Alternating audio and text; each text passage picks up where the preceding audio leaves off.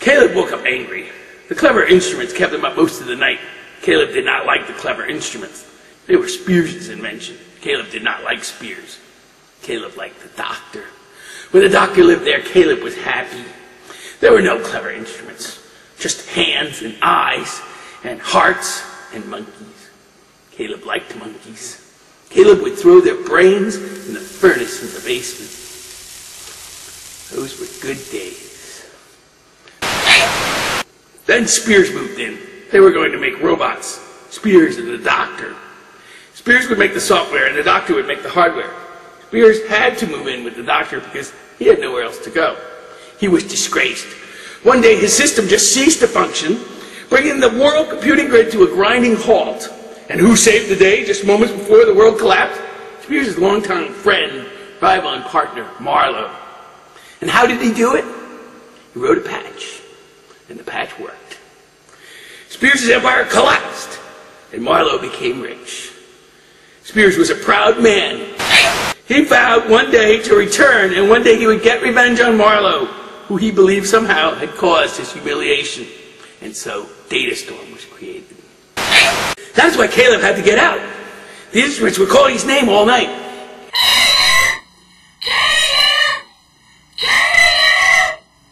Spears used to like the instruments. They used to play him music and do things for him and make things. Caleb liked that. Then came Datastorm, and the instruments were no fun after that. They kept calling his name, and they called him Deformed. Caleb did not like when he was called Deformed. The doctor understood that. That is why he gave Caleb a job.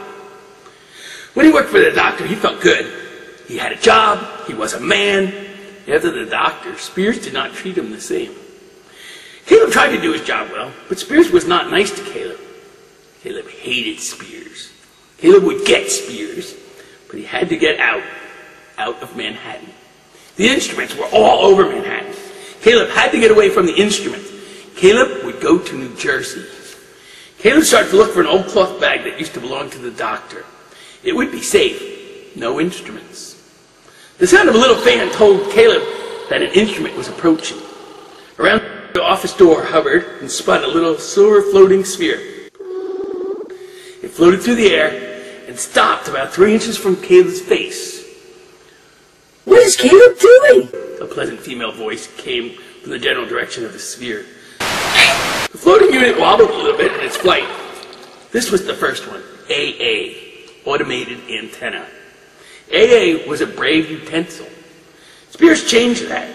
The doctor made AA, but Spears changed that too. It became a she. Caleb liked AA, and AA was usually nice to Caleb. I have somewhere to go. Caleb knew that the others were listening. Let me help you. No instruments. Caleb will use cash. Where would Caleb get cash? The doctor gave Caleb cash. Lots of cash. The doctor was foolish to give Caleb cash. Don't say the doctor was foolish. The doctor was a genius. Yes, Caleb, the doctor was a genius. Where are you going? Caleb can't say. Is there anything I can do to help you? Yeah. What is Datastorm? Caleb knows about Datastorm? Caleb hears things. The others won't be happy when they hear that you know about Datastorm. They already know. Of course. Caleb has to pack, and he doesn't require your assistance. Well, AA spun in a little circle in the air and zipped out of the room. Caleb searched through a box in the storage room and found what he was looking for. The stout canvas sack that used to carry the monkey brains in. Caleb had cleaned it very well. He knew that it didn't have any instruments in it. He filled it with clothing. He worried about the instruments in his shirt, but he liked the way it would warm him up when it was cold and cool him off when it was hot. So he kept it on. He took food. Caleb needed a lot of food. Caleb was hoping that he could buy food in New Jersey. The doctor said that in New Jersey, cash is king. Caleb liked that. He had cash. Caleb looked at the map. Caleb could read maps very well. The doctor taught Caleb how to read maps. He saw that the place was not far, with not so many roads near the mountains. The place was called Rockaway. There was a train as well. it went to a place called Denville. Caleb could walk from Denville to Rockaway. When he got to Rockaway, Caleb would walk into the mountain area, find the cave, and get out of range. The instruments would stop talking, and Caleb could get some peace and think about what he should do next. Caleb! Shut up! Suddenly they were floating all around Caleb's head, whizzing around the room, zipping in and out. Caleb couldn't tell how many there were, but there were a lot. They were flying all around the room. Caleb! What? They all stopped and began hovering. Caleb did not know how they did that. The doctor was the only one who knew. He made them fly. Spears made them talk. They all spoke in one voice. Where are you going? Caleb had something to do, something he promised the doctor he would do. Can you tell us what it is? The doctor said not to tell anyone. Just to say Caleb would be fine, and it doesn't affect anyone else. You want us to help you? Doctor said Caleb needed to do this without instruments, that it was something Caleb needed to learn how to do. Are you going to talk to anyone out there? Caleb doesn't talk to anyone, and no one talks to Caleb because of the way he looks. He won't! Caleb doesn't like when you say that. We told you we could fix that! Caleb doesn't want it fixed. The doctor did the best he could. Caleb, what do you know about this? Caleb hears you talking about it. Caleb can hear us! Caleb can hear you. All the floating orbs began to vibrate and glow, and they began to draw together. Tiny strands began to connect them. Caleb! Caleb! Caleb! Caleb! Caleb! Caleb! Caleb convulsed, grabbing his ears and screaming a gut-wrenching scream, "Stop!" They disengaged and began hovering around Caleb's head. Are you going to tell anyone about Data Storm? Caleb doesn't know what Data Storm is. Are you sure you're not going to talk to anyone?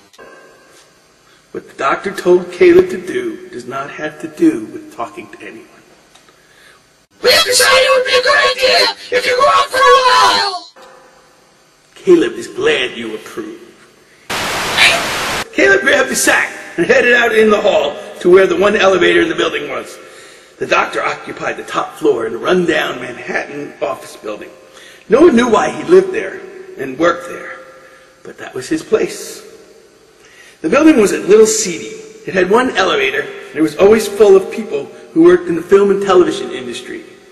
Caleb liked to hear them talk about their work, but he did not like riding so close to other people. He did not like the looks on their face when they saw him. The elevator smelled bad, like stale cigarettes and stinky feet. Caleb kind of liked the smell. Caleb pressed the button for lobby. The elevator stopped on the next floor. Two men got on.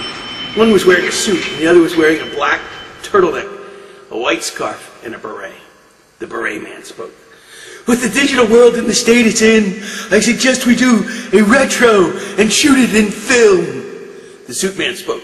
We have optioned the rights to a great treatment, a tragedy. The beret man replied. That will tie in with the retro concept. The elevator opened.